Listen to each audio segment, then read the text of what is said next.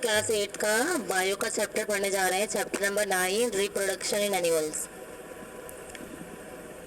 जैसा कि हम जानते हैं कि हमें डिफरेंट यानी अलग अलग तरीके के प्रोसेस करने में, लाइक डाइजेशन, सर्कुलेशन, रेस्पिरेशन, जो कि हम अभी प्रीवियस क्लासेस में पढ़ चुके हैं, राइट। ये प्रोसेस जो है इसेंशियल है हमारे लिए, राइट, हमारे सर्वाइवल के लिए, हर एक इंडिविजुअल के सर्वाइवल के लिए ज़रूरी है।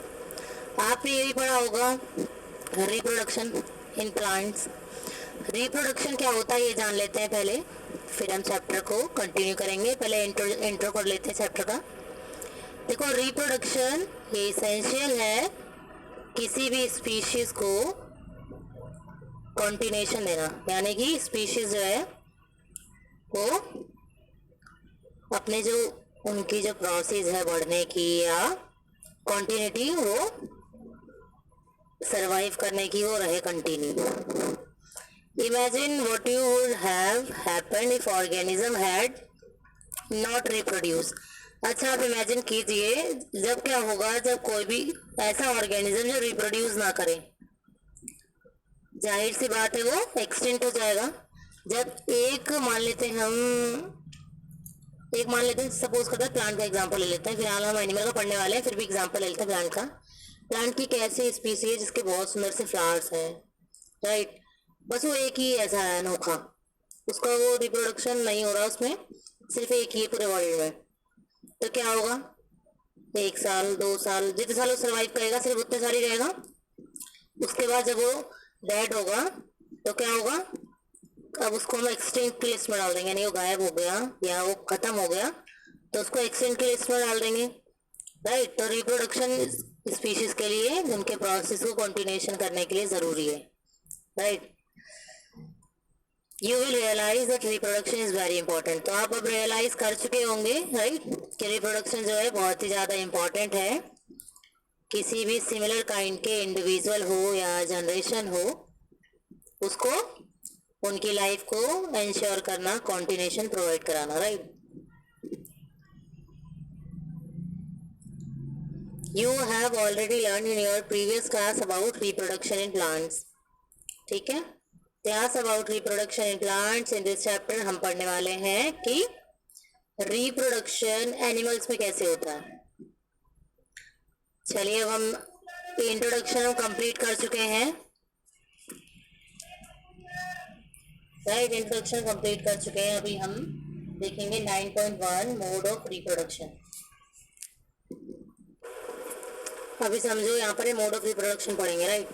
9.1 इसमें क्या लिखा है, क्या आपने यंग वंस देखे डिफरेंट एनिमल्स के। Try to name some of the young ones by completing table 9.1। अब हमें यहाँ पर एक टेबल दे रखी है 9.1। हमें इनके जो यंग वंस है, जो इनके चाइल्ड है या इनके यंग वंस है या न्यू स्पीशीज जो इनसे रिप्रोड्यूस हुई है, उनका नाम लिखना है। दे रखा है यहाँ पर जैसे ह्यूमन, राइट, एनिमल कैटेगरी में है, उसका यंग वन होगा बेबी। ऐसी कैट का क्या होगा, डॉग का, बटरफ्लाई का, हैन का, ये सब आपको बताना। You must have seen the young ones of various animals being born. आपने अलग अलग जो ऑर्गेनिज्म के जो बच्चे होते हैं उनको आपने रिप्रोड्यूस होते हुए भी देखा होगा, मतलब बॉर्न करते, जब वो करते हैं तब भी देखा होगा। Can you tell how chicks and caterpillars are born. क्या आप मुझे बता सकते हैं कि जो चिक्स होते हैं यानी कि जो हैन के यंग वंस होते हैं वो, और जो कैटरपिलर के होते हैं वो किस प्रकार से यानी किस तरीके से जन्म लेते हैं यानी बॉर्न करते हैं। How are kittens and puppies born, जैसे किटन्स या फिर पपीज कैसे बॉर्न होते हैं। Do you think that these young ones look the same before they were born as they do now. क्या आप जानते हैं जैसे वो जब पैदा होते हैं या बॉर्न होते हैं तो एकदम सिमिलर दिखते हैं अपने पेरेंट्स के या अपने सिबलिंग से, तो ऐसा कैसे होता है, let us find out, right. चलिए पहले हम प्लांट के एग्जांपल समझ लेते हैं। These are two modes of which animals reproduce. These are, देखिए प्लांट, जैसे प्लांट्स टू टाइप से रिप्रोड्यूस कर रहे थे, वैसे एनिमल्स भी होते हैं वो टू टाइप से रिप्रोड्यूस करते हैं। फर्स्ट हो गया सेक्सुअल रिप्रोडक्शन और दूसरा हो गया एसेक्सुअल रिप्रोडक्शन। इन दोनों को अब हम इलेबोरेट करके डिटेल में पढ़ेंगे, राइट। पहले सेक्सुअल पढ़ेंगे फिर एसेक्सुअल पढ़ेंगे। चलिए अब हम 9.1 कंप्लीट कर चुके हैं स्टूडेंट्स कि हम रिप्रोडक्शन का मोड पढ़ चुके हैं। अब हम पढ़ेंगे सेक्सुअल रिप्रोडक्शन, है ना। जैसे कि मैंने अभी अर्ली डिस्कस करा कि एनिमल्स रिप्रोड्यूस करते हैं टू टाइप्स में, फर्स्ट सेक्सुअल और दूसरा एसेक्सुअल। तो हम फर्स्ट लेके चल रहे हैं सेक्सुअल रिप्रोडक्शन। चलिए हम जानते हैं इसको डिटेल में। याद करने की कोशिश करो प्लांट्स कैसे रिप्रोड्यूस कर रहे थे, क्लास 7 में हमने पढ़ा। तो आपको याद होगा कि जो प्लांट्स है वो रिप्रोड्यूस कर रहे सेक्सुअली, यानी कि उनमें जो मेल था और फीमेल जो पार्ट्स थे, रिप्रोडक्टिव पार्ट्स थे, राइट। मेल फीमेल दोनों रिप्रोडक्टिव पार्ट्स थे। Can you name these parts, क्या आप इस पार्ट्स का नाम बता सकते हैं। ठीक है, रिप्रोडक्टिव पार्ट्स जो होते हैं मेल में अलग होते हैं, फीमेल में अलग होते हैं। तो एनिमल्स में भी होते हैं मेल्स और फीमेल्स, उनके पास डिफरेंट रिप्रोडक्टिव ऑर्गन्स होते हैं, right. Of organs like plants, जैसे प्लांट्स के पास थे वैसे। The reproductive parts in animals also produce gametes and fuse to form zygote. जो रिप्रोडक्टिव पार्ट्स होता है एनिमल के पास वो प्रोड्यूस करते हैं क्या, गैमीट्स। गैमीट्स क्या होता है,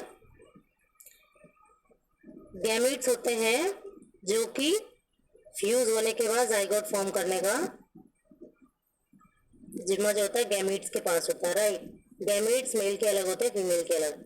जब आपस में फ्यूज होंगे तो एक जाइगोट बनाएंगे और ये जाइगोट होगा वो डेवलप होगा न्यू इंडिविजुअल है। जाइगोट होते हैं कुछ सेल्स, फिर सेल्स के बाद मल्टीपल सेल्स, उसके बाद एम्ब्रियो। सारा हम वन बाय वन स्टेप पढ़ेंगे, अभी हम डिटेल में अभी ऊपर ऊपर जान लेते हैं पहले है क्या, राइट। जाइगोट कैसे बना, जब मेल और फीमेल गैमेट्स क्या हुए, फ्यूज हुए। फ्यूज मतलब मिक्स हुए या साथ में आए ना, मिले। तो जाइगोट डेवलप होगा, नया इंडिविजुअल बनेगा। ये इस तरह का रिप्रोडक्शन होता है वो कैसे कैसे शुरुआत हुई इनकी, मेल और फीमेल के जो गैमीट्स फ्यूज हुए, तो इसको कहेंगे हम सेक्सुअल रिप्रोडक्शन। समझ में आया सेक्सुअल रिप्रोडक्शन क्या हुआ, जब मेल और फीमेल के जो गैमीट्स हैं वो फ्यूजन में आएंगे। फ्यूजन का क्या मतलब है, फ्यूज्ड होंगे, मिक्स होंगे या फर्टिलाइज होंगे, राइट। तो क्या होगा इसमें, सेक्सुअल रिप्रोडक्शन। चलिए हम अब फाइंड आउट करते हैं जो रिप्रोडक्टिव पार्ट्स होते हैं ह्यूमंस में। चलिए अभी हम रिप्रोडक्टिव पार्ट्स जो होते हैं ह्यूमंस में वो डिस्कस कर लेते हैं। सबसे पहले हम मेल रिप्रोडक्टिव पार्ट पढ़ लेते हैं। Male reproductive organ include pair of testis. इसको क्या करना पड़ेगा हमें, वन बाय वन आप ध्यान से सुनिए मैं क्या बोल रही हूँ। हम मेल रिप्रोडक्टिव ऑर्गन के बारे में पढ़ने जा रहे हैं। सबसे पहले आएगा रिप्रोडक्टिव ऑर्गन मेल में होता है दो, यानी एक जोड़ा टेस्टिस होता है। एक जोड़ा क्या मतलब है, वन पेयर ऑफ टेस्टिस, ठीक है। दो टेस्टिस की स्पेलिंग इस पर कैसे, TES, इसको बोलेंगे टेस्टिस। अगर आपको एक बोलना है तो यहाँ पे जो ई लगाया उसकी जगह आई लगाना पड़ेगा, उसको जाएगा testis, right. Two sperm ducts and penis, और क्या होगा, दो स्पर्म की डक्ट्स होंगी और एक पेनिस होगा। जैसे कि आप फिगर 9.1 में देख रहे हैं, आपको दिख रहा है टेस्टिस। देखिए टेस्टिस ES वाला दोनों हो जाएंगे और एक को बोलेंगे तो टेस्टिस, और ये जो है पेनिस है और ये स्पर्म की डक्ट है, दो होती है स्पर्म की डक्ट, ठीक है। The testis produce the male gametes. अब हम यहाँ पे फंक्शन पढ़ने जा रहे हैं। पहले पार्ट्स पढ़े हमने, मेल रिप्रोडक्टिव पार्ट के पार्ट पढ़ लिए, है ना, कि टेस्टिस हो गया, पेनिस हो गया, स्पर्म के दो डक्ट्स हो गए। और टेस्टिस का क्या काम है, टेस्टिस जो होता है वो प्रोड्यूस करता है मेल का गैमीट, ठीक है, जिसको कहेंगे स्पर्म। समझ आया मेल का गैमीट क्या हुआ, इसमें से स्पर्म निकलेंगे और इसमें से एग। स्पर्म और एग जब मिक्स होंगे, यानी मिक्स का क्या मतलब फ्यूज होंगे, तब क्या बना था, जाइगोट बना था। हमने डिस्कस करा था सेक्सुअल रिप्रोडक्शन में, आया है ना, ठीक। तो क्या हुआ यहाँ पर मैंने बताया कि जो टेस्टिस है वो प्रोड्यूस कर रहा है मेल का गैमीट, जिसको क्या कह रहे हैं, स्पर्म। स्पर्म कहाँ बन रहे हैं, कौन प्रोड्यूस कर रहा है, टेस्टिस, यहाँ पर बनेंगे स्पर्म इसके अंदर। तो क्या कौन सी जगह ये? टेस्टिस, ठीक है। Millions of sperms are produce by the testis, और कितने स्पर्म्स बनते हैं? Millions, right. Millions of sperms are produce by the testis, जैसे कि आप फिगर 9.2 में देख रहे हैं, यहाँ पर ये ह्यूमन का स्पर्म है, मैंने भी देखा है माइक्रोस्कोप में, इन द सीमन। स्पर्म होते हैं, मोटाइल होता है, मोटाइल का मतलब मूवमेंट पे फ्लैजिला है, दिख रहा है फ्लैजिला, टेल जिसकी, मिडिल पीस है इसका, ये हेड है, राइट, ठीक है। मिलियंस ऑफ स्पर्म्स बनेंगे टेस्टिस में, जैसे मैंने फिगर में शो करा। Through sperms are very small in size, जो स्पर्म्स होते हैं बहुत ही, अगर हम एक लार्जेस्ट और एक स्मॉलेस्ट सेल की बात करें तो ह्यूमन में सबसे स्मॉलेस्ट सेल होती है स्पर्म की, और सबसे लार्जेस्ट सेल होती है इनके अंदर, जो फीमेल का गैमेट होता है एग, ठीक है, एग जो होता है लार्जेस्ट सेल है, और वैसे ही स्मॉलेस्ट सेल जो है स्पर्म की सेल होती है जो मेल में पाई जाएगी, right. Each has a head, middle piece and a tail, और सबके पास क्या होगा? सारे स्पर्म्स के पास होगा हेड होगा और मिडल पीस होगा और टेल होगी। अब हम फीमेल रिप्रोडक्टिव ऑर्गन पढ़ लेते हैं, right. The female reproductive organ are a pair of ovaries. देखो फीमेल रिप्रोडक्टिव ऑर्गन में क्या होगा? दो ओवरीज होंगी, ठीक है, यानी पेयर में, जोड़े में होंगी ओवरी, ठीक है। ओविडक्ट होगी, ओविडक्ट को कंफ्यूज करने के लिए आपको फेलोपियन ट्यूब्स भी देंगे, आपको कंफ्यूज नहीं होना, ठीक है। ओविडक्ट्स और fallopian tubes are similar, are same not similar, right. And एक यूट्रस होगा। क्या क्या होगा? क्या क्या पार्ट्स होंगे बताओ? दो ओवरी होंगी, ठीक है, फेलोपियन ट्यूब्स होंगी और यूट्रस होगा। अब हम फंक्शन पढ़ लेते हैं कि करके। ओवरी जो होती है वो प्रोड्यूस करेगी फीमेल के गैमीट्स को, जिसको कहेंगे ओवा यानी एग्स। क्या बोला मैंने? फीमेल के गैमीट्स कौन प्रोड्यूस कर रही है? ओवरी। ओवरी है ना पेयर में, वो प्रोड्यूस करिए फीमेल गैमेट्स को। फीमेल गैमेट्स को क्या बोलेंगे? ओवा या फिर एग्स, ठीक। In human beings, a single matured egg is released into the oviduct. अब क्या होगा? ये सिंगल क्या मतलब है? एक मैच्योर एग जो होगा वो रिलीज कहाँ से होगा? ओविडक्ट से, ठीक है, ओविडक्ट से रिलीज होगा। ओविडक्ट क्या है? जिसको हम फेलोपियन ट्यूब भी कह रहे हैं, राइट। जैसे कि अगर हम डायग्राम की समझने की कोशिश करें तो ये क्या है?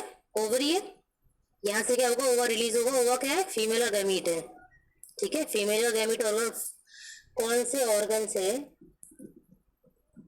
जो एग है या फिर ओवा है रिलीज होता है, कहाँ से होगा? ओवरी से। फेलोपियन ट्यूब में गया यानी ओविडक्ट में गया, राइट। आ रही है बात समझ में?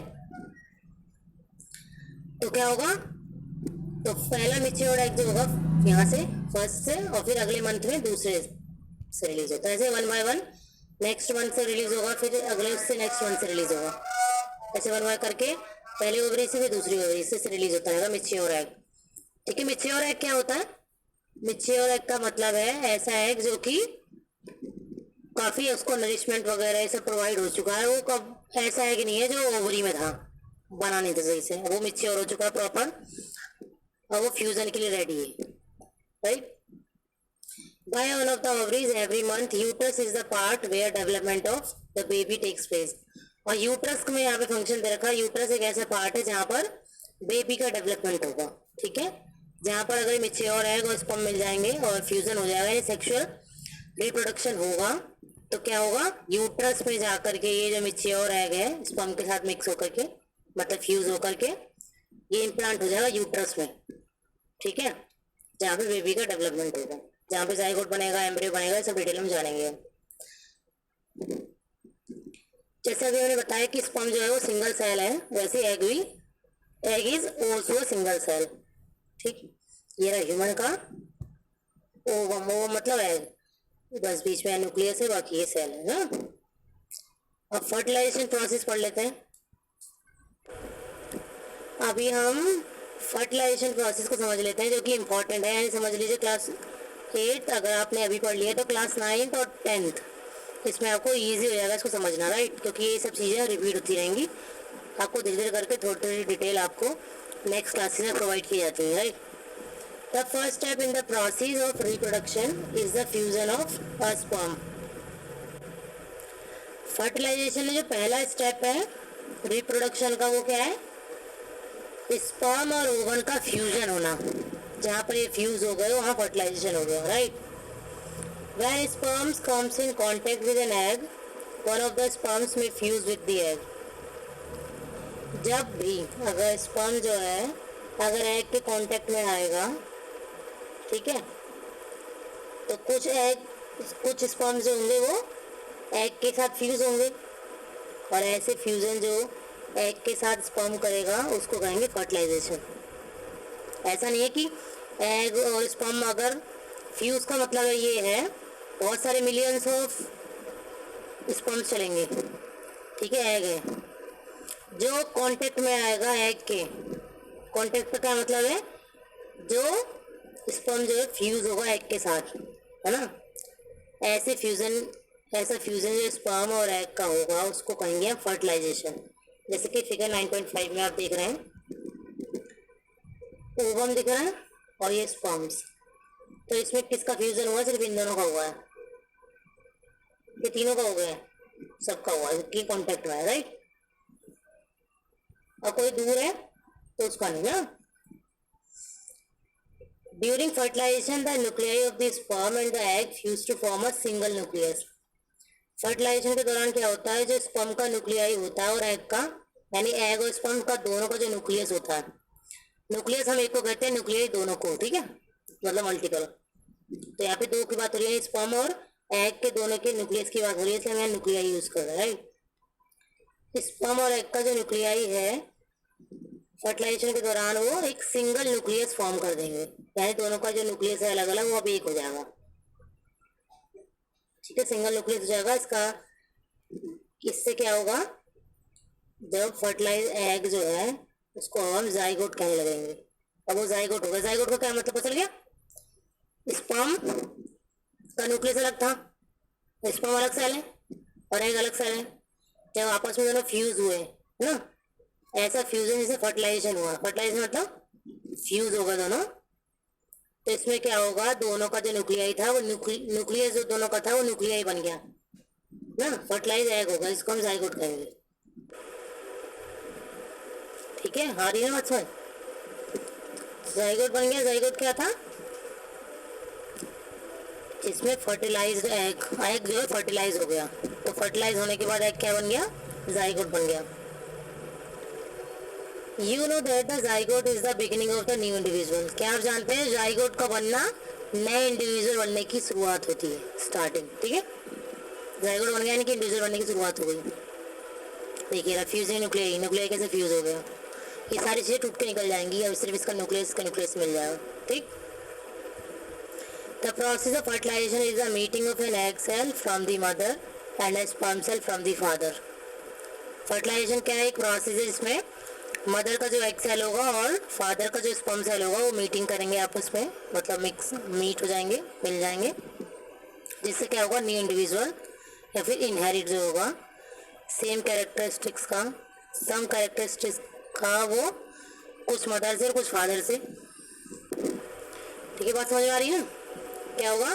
फर्टिलाइजेशन प्रोसेस जिसमें एग सेल जो होगा मदर से और स्पर्म सेल जो होगा फादर से मीट होने के बाद एक नया इंडिविजुअल इनहेरिट बनेगा, जो कि कुछ कैरेक्टर्स में फादर के होंगे और कुछ कैरेक्टर्स मदर के होंगे, ठीक है।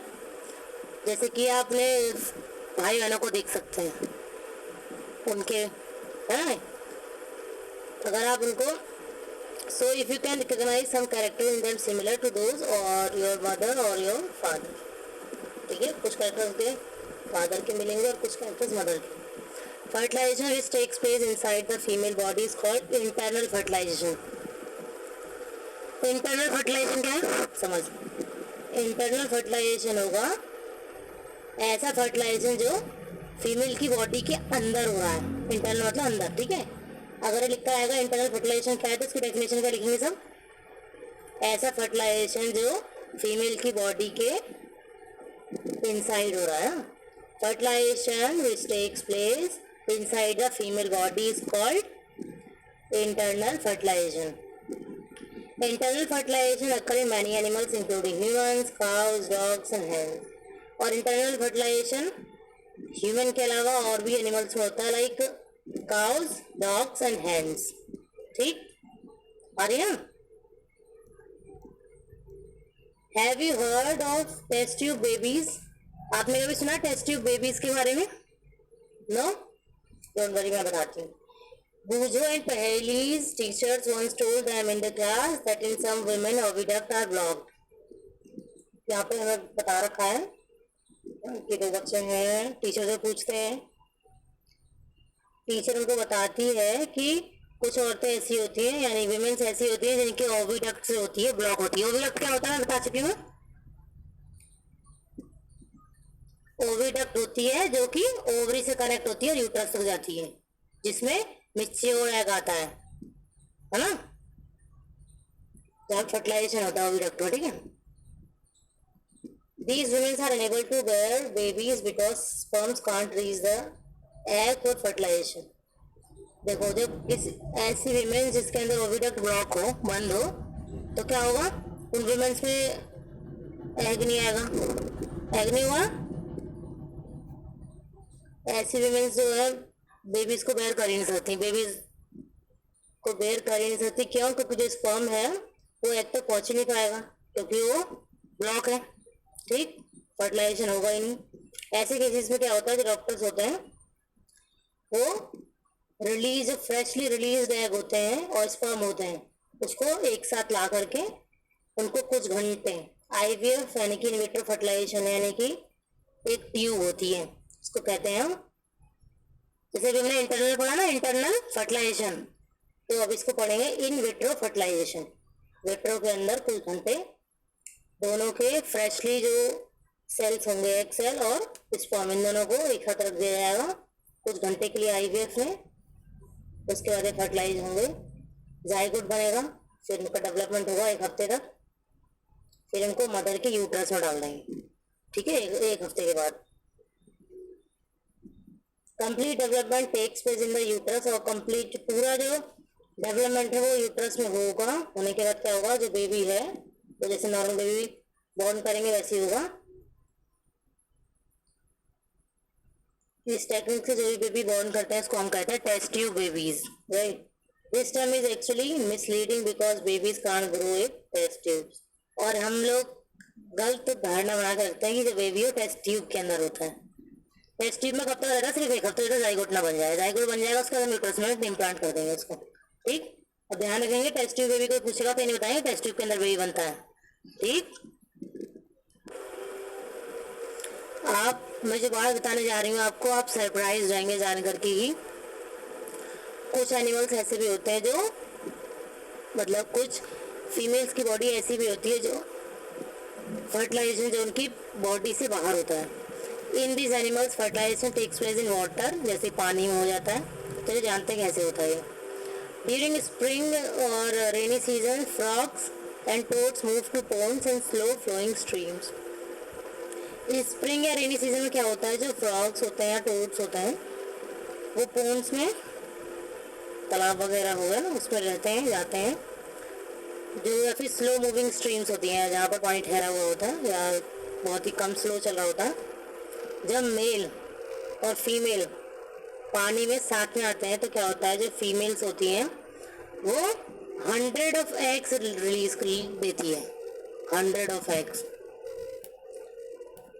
Unlike hen's egg, frog eggs is not covered by a shell. जैसे hen का एग कवर होता है, पर ऐसे किसमें फ्रॉग के एग में ऐसा नहीं होता. फ्रॉग का एग जो होता है वो कवर्ड नहीं होता किसी भी शेल से. राइट, कोई भी कवरिंग नहीं होती, इसको शेल कहते हैं. ठीक है, और वो कंपैरेटिवली वेरी डेलिकेट होता है, बहुत ही पतला होता है. उसकी जो लेयर होती है जेली लाइक होल्स होते हैं उसमें. इसके आप डायग्राम में देख रहे हो, देखो दिख रहा है कैसे गड्ढे से हैं. ये सब एग हैं, देखने में अजीब लग रहा है पर इट इज एग. ठीक है, together and provide protection to the eggs. एक साथ करके क्या है, एग को प्रोटेक्शन प्रोवाइड करवा रहे हैं. As the eggs are laid the male deposit sperms over them. जब ये फीमेल ने एग सारे रिलीज कर दिए, उसके बाद मेल की बारी, फीमेल का काम खत्म। और फीमेल मेल क्या करेगा, मेल अब जो है अपना स्पर्म जो है इस पे डिपॉजिट करेगा, डिपॉजिट मतलब इस पे डिपॉजिट करेगा, नजर डाल। Each sperm swims randomly in water, और फिर जो है सारे जो स्पर्म्स हैं वो स्विम करते हुए वो रेंडमली वाटर में, लॉन्ग टेल होती है वो ना, मूवेल होते हैं वो टाइल, ठीक है। The sperms come in contact with eggs, कुछ बहुत सारे स्पर्म्स रिलीज होंगे राइट, और जो कुछ स्पर्म्स होंगे वो कांटेक्ट में नहीं आएंगे, कुछ स्पर्म्स कांटेक्ट में आएंगे, ठीक है। This result in fertilization. This type of fertilization in which the fusion of a male and a female gametes takes place outside the body of female is called external fertilization. समझ आ गया external? External का मतलब बाहरी fertilisation है, body से अंदर से मतलब ही नहीं है, बॉडी के बाहर जो फर्टिलाइजेशन हो, क्या वो पानी के अंदर हो रहा सब कुछ, ये फीमेल अपना एग रिलीज कर दिया, मेल ने अपना स्पर्म रिलीज कर दिया, जो कांटेक्ट में आ गए फ्यूजन हो गया, और फ्यूजन होने के बाद क्या हो गया, फर्टिलाइजेशन हो गया। और ऐसे फर्टिलाइजेशन जो बाहर की तरफ बाहर हो रहे हैं, फीमेल बॉडी से बाहर हो रहे हैं, उसको कहेंगे एक्सटर्नल फर्टिलाइजेशन। आया? Development of embryo, fertilization result in formation of zygote which begin to development into a embryo। अब हम पढ़ने जा रहे हैं एम्ब्रियो का डेवलपमेंट। अभी आप पूछेंगे कि एम्ब्रियो क्या है राइट, तो एम्ब्रियो क्या है, जाइगोट के बाद जो बनेगा वो होगा एम्ब्रियो। तो फर्टिलाइजेशन होगा जिसके अंदर फॉर्मेशन होगी जाइगोट की, हाँ जाइगोट बन गया था, फर्टिलाइजेशन हुआ था जब जाइगोट बना, और जब जाइगोट के बाद शुरुआत होगी एम्ब्रियो बनने की, जैसे कि आप फिगर 9.8 में देख रहे हैं, ओव्यूलेशन होगा ओवरी में, उसके बाद जाइगोट बनेगा, फिर एम्ब्रियो बनेगा, उसके बाद धीरे धीरे आगे डिस्कस करेंगे। The zygote divide rapidly to give rise to ball of cells. These cells will begin to form groups of that develop into different tissues and organs of the body. This development structure is called embryo. जैसे मैंने बताया कि सिर्फ sales का difference होता है ना, कि जब जो जाइगोट है वो डिवाइड का मतलब क्या है, अब टूटने लगेगा आपस में बहुत सारे सेल्स, एक सेल से दूसरी सेल, दूसरी से तीसरी, ऐसे सेल्स बनती रहेंगी, ग्रुप ऑफ सेल्स बन जाएंगे, ठीक है। और उसके अंदर क्या होंगे, अलग अलग तरीके के टिश्यू होंगे, ठीक है, और ऑर्गन्स होंगे, ठीक है। और ये जो डेवलपिंग स्ट्रक्चर है इसी को हम कह रहे हैं एम्ब्रियो। अब बात क्लियर हो रही है। The embryo gets embedded in the wall of the uterus, और फिर यही जो एम्ब्रियो है यही अब जाके यूट्रस में इम्प्लांट होगा, जाइगोट नहीं होगा, ठीक है। जाइगोट से एम्ब्रियो कैसे बना पता चल गया, इतनी तो बात समझ में आई। द एम्ब्रियो गेट्स एम्बेडेड, फिर क्या है, यूट्रस की वॉल में जो एम्ब्रियो है वो एम्बेडेड हो जाएगा, तो क्यों हुआ एम्बेडेड होगी, फर्दर डेवलपमेंट चाहिए उसको, ठीक है। जिसके आप 9.8 सी स्ट्रक्चर में देख रहे हैं, देखो ये अगर हम इस साइड का अगर ये देखें, हम ये यूट्रस देख रहे हैं, अभी इस साइड आकर के जो एम्ब्रियो है ये डेवलप हो रहा है, देखो धीरे धीरे अपने सेल्स ऑर्गन में बढ़ा रहा है, धीरे धीरे करके बढ़ रहा है। The embryo continue development in the uterus is gradually develops body, फिर धीरे धीरे क्या होगा, बॉडी डेवलप करेगा ये, बॉडी के पार्ट जैसे कि हैंड्स हो गए, लेग्स हो गए, हेड हो गया, आईज हो गई, ईयर्स हो गए, ठीक है। The stage of the embryo in the which all the body parts can be identified is called foetus. Foetus किसको कहेंगे हम, एम्ब्रियो का ऐसा स्टेज, एम्ब्रियो ऐसी स्टेज है बहुत जहाँ पर जो आइडेंटिफाइड एक ऑर्गेनिज्म बना जिसके हैंड्स हैं, लेग्स हैं, आईज है, नोज है ना, ये सब चीजें दिखने लगी उसकी, तो उसको क्या कहेंगे हम, फीटस कहेंगे, फीटस आ गया ना, फीटस बन गया वो। कौन बना फीटस, एम्ब्रियो, राइट, एम्ब्रियो का डेवलपमेंट हुआ ना, जैसे कि आप फिगर 9.9 में देख रहे हैं, अभी देखो ये जो एम्ब्रियो था अब इसके अंदर डिफरेंट बॉडी पार्ट्स बन चुके हैं, और ये स्टेज एम्ब्रियो की ऐसी जिसके अंदर सारे बॉडी पार्ट्स बन चुके हैं और ये आइडेंटिफाई भी हो रहे हैं, जिसको हम फीटस कहेंगे। When the development of the fetus is complete, the mother give birth to the baby। और जब ये डेवलपमेंट कंप्लीट हो जाएगा फीटस का, उसके बाद जो मदर है वो बेबी को बर्थ करेंगे। Internal fertilization takes place in hens also, और ये इंटरनल फर्टिलाइजेशन किसमें भी होता है, हैंड में भी होता है, ठीक है। But do hens give birth to babies like humans, और क्या जो जैसे ह्यूमन्स बेबीज को बर्थ करते हैं, हैंड भी ऐसे करती हैं, you know that they don't, जैसे कि आप जानते हैं ऐसा नहीं है। हाउ आर चिक बॉर्न, फिर चिक कैसे बॉर्न होता है जल्दी जानते हैं।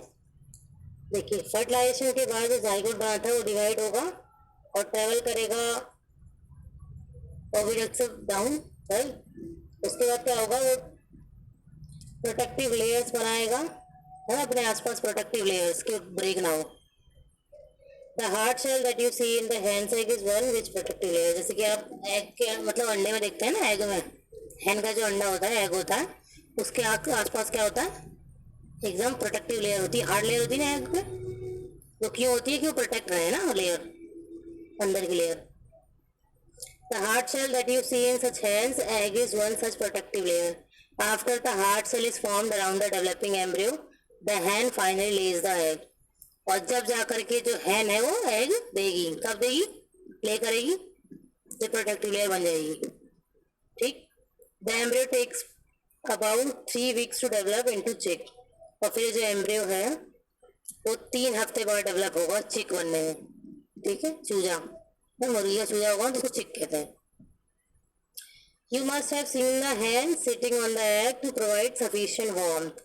और आपने देखा होगा जो hen होती है वो अपने एग पर बैठ जाती हैं, क्यों बैठती हैं, सिटिंग ऑन दी एग, क्योंकि वो गर्म नहीं देती हैं, उसको वार्म देती है ना, warmth. Did you know that development of the chick takes place inside the egg shell during this period? और जिस टाइम वार्म देती है उसी टाइम क्या होता है, वो जो चिक का डेवलपमेंट शुरू हो जाता है एग के अंदर, एग शेल के अंदर। After the chick is completed develop in the burst open the egg shell, और जब चिक बन जाता है तो वो जो उसकी प्रोटेक्टिव लेयर थी अपने बर्स्ट होने लगती है, टूटने लगती है, ठीक।